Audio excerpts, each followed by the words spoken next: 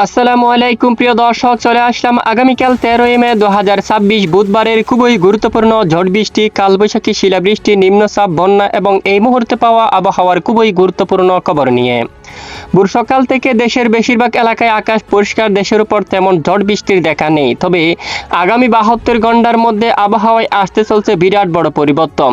দেশের বিভিন্ন জেলায় কালবৈশাখী ঝড়, শিলাবৃষ্টি এবং উত্তরাঞ্চলে ভারী থেকে অতি ভারী বৃষ্টিপাত নিয়ে দুঃসংবাদ জারি করল আবহাওয়া অধিদপ্তর। বিশেষ করে পঞ্চগড়, ঠাকুরগাঁও, নীলফামারী, লালমনিরহাট, কুড়িগ্রাম, রংপুর, দিনাজপুর, জয়পুরহাট, গাইবান্ধা, বগুড়া, জামালপুর, শেরপুর, ময়মনসিংহ, নেত্রকোনা, কিশোরগঞ্জ, হবিগঞ্জ, সুনামগঞ্জ, সিলেট, মৌলভীবাজার সহ দেশের বেশিরভাগ এলাকায় হালকা থেকে মাঝারি এবং কোথাও কোথাও ভারী বৃষ্টিপাতের সম্ভাবনা রয়েছে। প্রিয় দর্শক, এই মুহূর্তে সরাসরি চলে আসলাম আবহাওয়ার আমেরিকান পূর্বাভাস মডেলে। জানিয়ে দেব কোন কোন জেলাগুলোর উপর হতে পারে ভারী থেকে অতি ভারী বৃষ্টিপাত, বৃষ্টিপাতের কারণে কোন কোন জেলায় বন্যার ঝুঁকি রয়েছে। সেটা বঙ্গোপসাগরে তৈরি হচ্ছে একটি বৃহৎ লঘুচাপ, এই লঘুচাপটি শক্তি বাড়িয়ে নিম্নচাপে পরিণত হবে কিনা, বা দেশের কোন কোন জেলাগুলোর পর ভারী বৃষ্টিপাত আঘাত আনতে পারে তা জানাবো। তো জানতে হলে ভিডিওটি না টেনে শেষ পর্যন্ত দেখবেন। ভালো লাগলে লাইক করে চ্যানেলটি সাবস্ক্রাইব করে পাশের বেল বাটনে ক্লিক করে রাখবেন। আর ভিডিওটি আপনি কোন জেলা থেকে লাইভ দেখছেন কমেন্ট করে জানিয়ে দিন।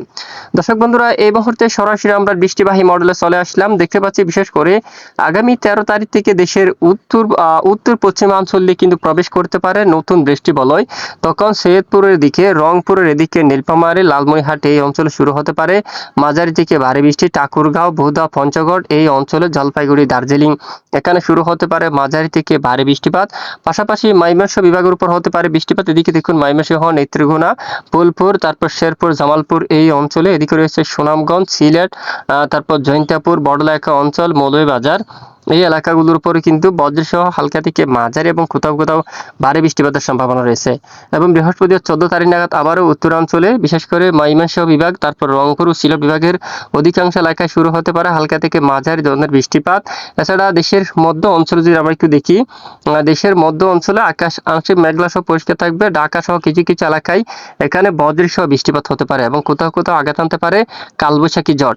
এরপরে 14 তারিখ বিশেষ করে দেখুন সন্ধ্যা বা রাতের দিকে যদি আমরা একটু দেখি, পশ্চিমবঙ্গের কিছু কিছু এলাকায় বজ্রবাহী মেঘ তৈরি হতে পারে। এদিকে রাজশাহী বিভাগের দিকে, এখানে কুষ্টিয়া, পাবনা বা আশেপাশে অঞ্চলে বৃষ্টিপাত হতে পারে অনেক এলাকায়। এখানে যদি আমরা একটু ম্যাপটা আপনাদেরকে দেখাই, এখানে দেখুন বেশ কিছু এলাকায় বজ্রসহ বৃষ্টিপাতের সম্ভাবনা। এখানে দেখুন, এখানে মরিপুর এই এলাকায়, তারপর এখানে আড়িয়া এই এলাকার দিকে, দৌলতপুর, লালপুর এই এলাকায়, তারপর এসে ঈশ্বরদী এই এলাকার দিকে। এখানে বেশিরভাগ অঞ্চলে আপনারা দেখতে পাচ্ছেন, এখানে বেশিরভাগ অঞ্চলে বজ্রসহ কম বেশি বিক্ষিপ্ত আকার বৃষ্টিপাত হওয়ার সম্ভাবনা থাকবে। এদিকে সুজানগর, ফরিদপুর এই অঞ্চলে কিন্তু বজ্রসহ বৃষ্টিপাত হওয়ার সম্ভাবনা রয়েছে। এরপরে 15 তারিখের আপডেট যদি আমরা একটু যাই, 15 তারিখ নাগাদ দেশের উত্তরাঞ্চলে রংপুর বিভাগের এদিকে বৃষ্টিপাত হওয়ার সম্ভাবনা থাকবে।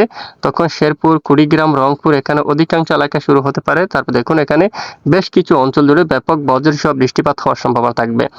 তো এই হচ্ছে মূলত বৃষ্টিপাতের আপডেট। এরপর যদি আমরা একটু দেখি, বিশেষ করে এখানে আপনারা দেখতে পাচ্ছেন 16 তারিখ নাগাদও বেশিরভাগ অঞ্চলে মাঝারি থেকে ভারী বৃষ্টিপাত হওয়ার সম্ভাবনা।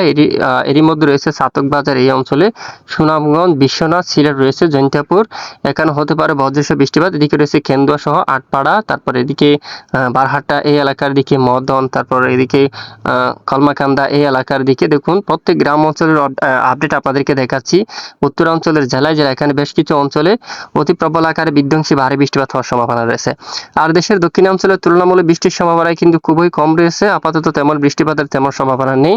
আর এদিকে বঙ্গোপসাগরে একটি বৃহৎ লঘুচাপ তৈরি হয়েছে। এই লঘুচাপটি ধীরে ধীরে আরে কিছুটা উত্তর দিকে অগ্রসর হয়ে একেবারে দুর্বল হয়ে যেতে পারে, তবে এটি নিম্নচাপ তৈরি হওয়ার সম্ভাবনা নেই। তো নতুন নিম্নচাপ আঘাত আনার সম্ভাবনা আছে কিনা, এই মুহূর্তে আবহাওয়ার পূর্বাভাস রিপোর্ট অনুযায়ী আরো একটি বিশেষ করে সিস্টেম বা নিম্নচাপ তৈরি হতে পারে, বিশেষ করে আন্দামান সাগরের কাছাকাছি।